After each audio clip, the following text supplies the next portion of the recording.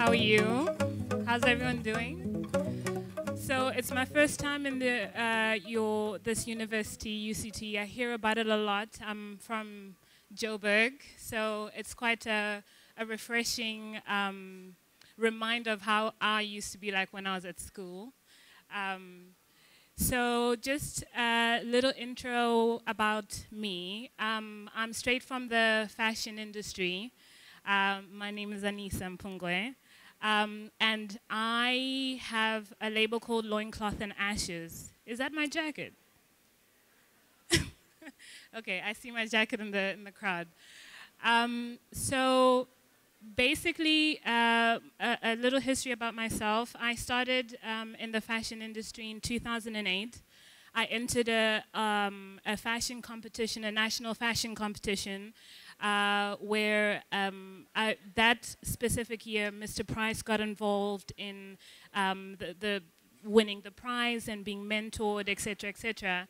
And I was fresh out of university. I came back from London and was basically trying to pursue a career in fashion. So that year I won, and through the winnings, I got to be mentored by Mr. Price.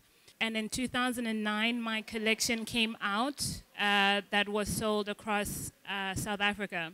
And for a young person, let me tell you, when you see people wearing your stuff, you kind of, it's a bit of a surreal experience, to be honest with you. It's almost unbelievable that you are able to achieve such things. And throughout my career, a series of very fortunate events have happened that have helped me understand my purpose and also understand my role with Mr. Price.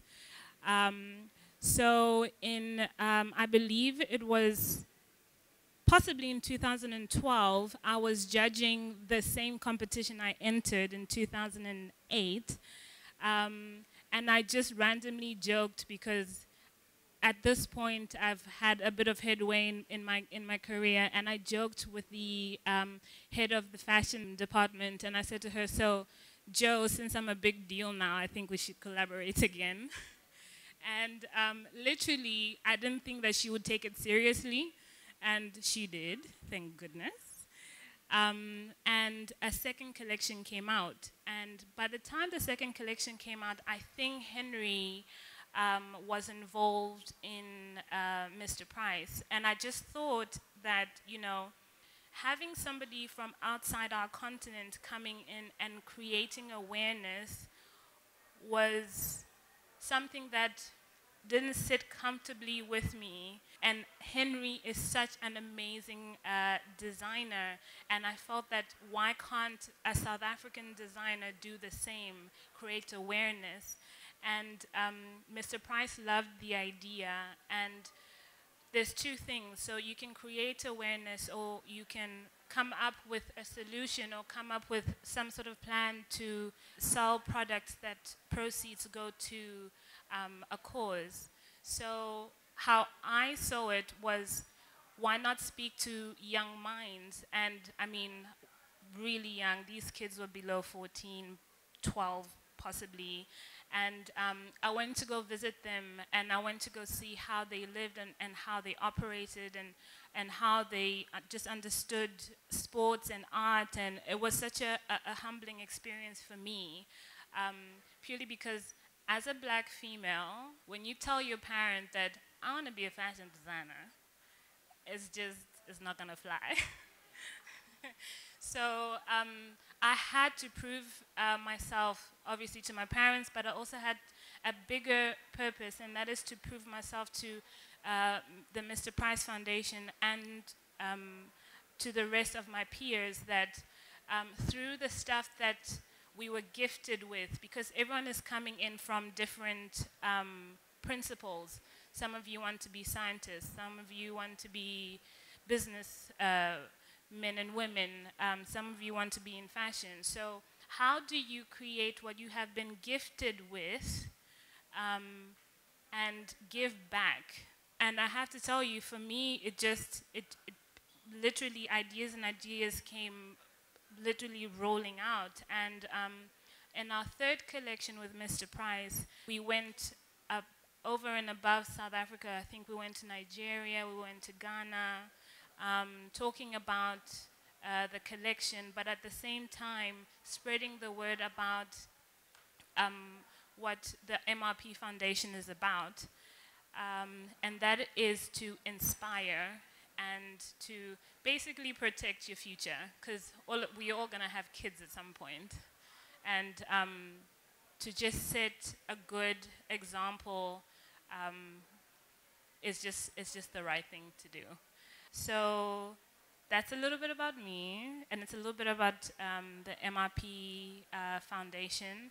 What I can please stress out, you're all here today and I hear you doing amazing work, is to follow the MRP Foundation, see what they're doing, see how you could get involved, and yeah, whatever it is that you are doing, for me the biggest thing is, once I go, the biggest thing for me is to at least plant a seed, to say that, you know, I could change my mind from being somebody who could think that things maybe could be possible to someone who is dressing people like Michelle Obama, which I've done. And these are things that I can tell you now I never thought were possible. If you have that heart, I think for just to develop your space, your society, being active is definitely a way forward. And that's it. You said in your video that the best thing you can do for a young mind is to train it. How does Mr. Price Foundation go about doing that? So one of the programs is we do a mentorship program where we get students who are just about to enter the fashion industry. So be it as a designer, want to work in a factory, whatever it is. We have a mentorship program where for example me, I go in and I spend time with them, and I create little projects for them to do, just to make them think bigger than what they know. Because I'm straight from the industry, I can suggest different ideas. For example, the one young designer, she really struggled with even believing that she could achieve big things. So what I would do is I would say, well, I won't give you an example of other European designers, which schools always do. You hear about Balenciaga, you hear about Givenchy, you hear about all these people, but you don't hear about our own African heroes.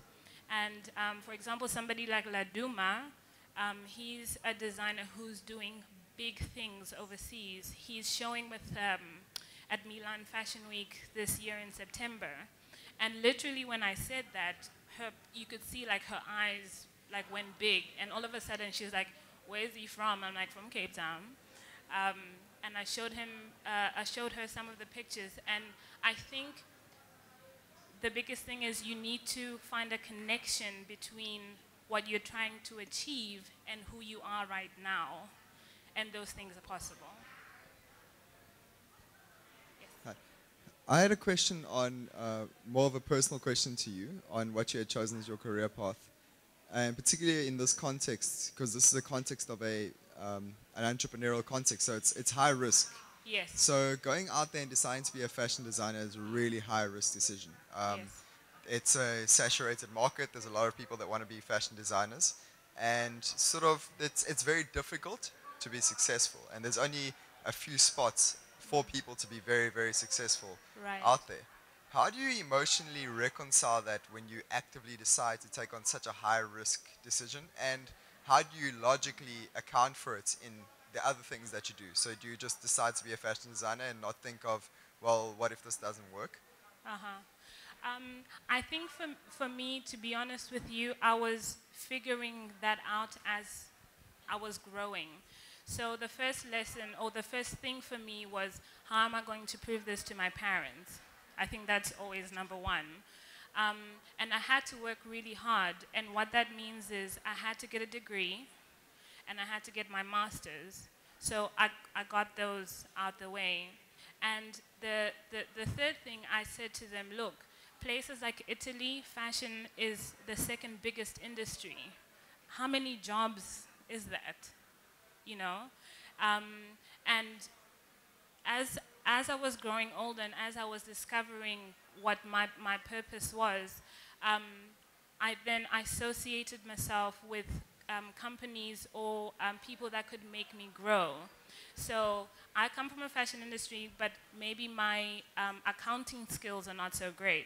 So I said, okay, I need to talk to somebody who's in it. I spoke to Sanlam.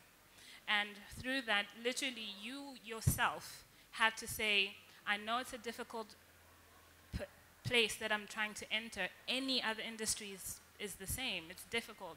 But what steps do I use that are not money related? They're not, a lot of people are like profit, profit, profit. But at the end of the day, if you think about giving people what they need, that's how you can then have a living and also be able to contribute to your community.